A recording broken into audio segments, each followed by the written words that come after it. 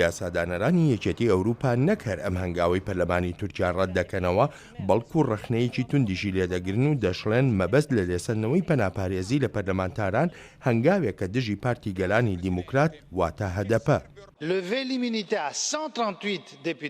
لادانی پەناپارێزی لە 138 پەرلەمانتاری تورکیا شتێکی زۆر ناوەساییە و لەوەش ناوەساییتر ئەوەیە زۆربەیان ئەندامانی تەنها پارتی کوردین لە پارلەماندا. بێگومان گومانەکان هەر تەنها لەسەر سروشتی بڕیارەکە نییە بەڵکو لەسەر کاریگەریەکانی ئەم بڕیارەشە بەسەر نوێنەرانی کوردەوە لە پارلەمانی تورکیادا.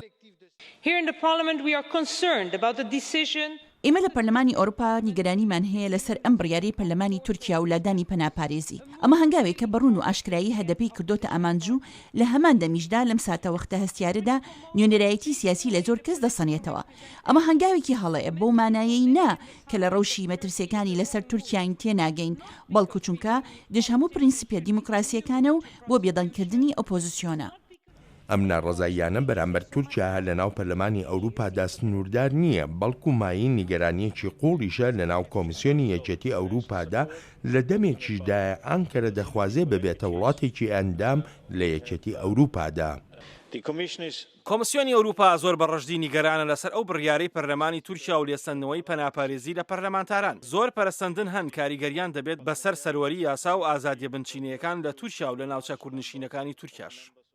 ڕەجەب تەیب ئەردۆغان سەرۆکی تورکیا ئەم دەستکاریکردنی دەستوری وڵاتەکەی پەسەند کردووە کە ڕێگە خۆشکەرە بۆ دادگاییکردنی پەرلەمانتاران بە تایبەتیش کوردەکان بە تاوانی تێرۆریزم.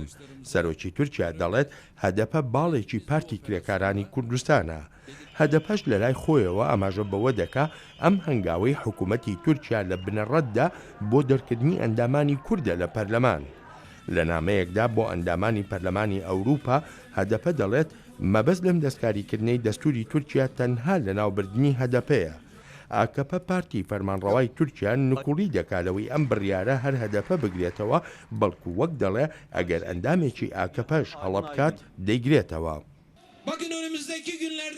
لە چەند ڕۆژی داهاتوودا دادگاییکردمان دەست پێ دەکات. لە دادگاییکردن ناترسین بەڵام مافی خۆمانە لەلایەن دەسەڵاتێکی ڕاستەقینەی دادوەریەوە بڕیارمان لەسەر بدرێت. ئایا ئەو دەسەڵاتە ڕاستەقینەیە هەیە؟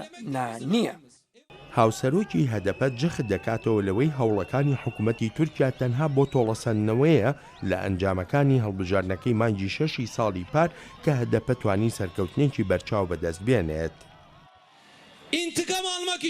بۆ تۆڵەکردنەوە لێمان ڕەجەب تەیب ئەردوغان هەموو دەرفەتێکی بۆ بەکاردەهێنێت. هەر بۆیەشە بەو شێوە تێکدەرانە و تند و تیژیانە شوێنی خەڵکی سیڤیل وێران دەکات وەک ئەوەی لە جزیرە و سوور و نووسێبین کردیە. هەر بۆیە تانک و زرێپۆش و گولەکانیان بێبەزەیانە بەکاردەهێنێت. هەر بۆیە لە جزیرە خەڵکانی بە زیندوی سووتان.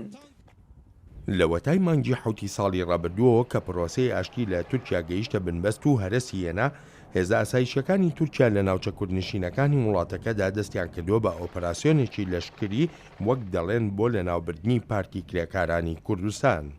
بەڵام ئێستاشی لەگەڵدا بێ هەردوو لایەن هەڕەشەی تند لە یەکتر دەکەن.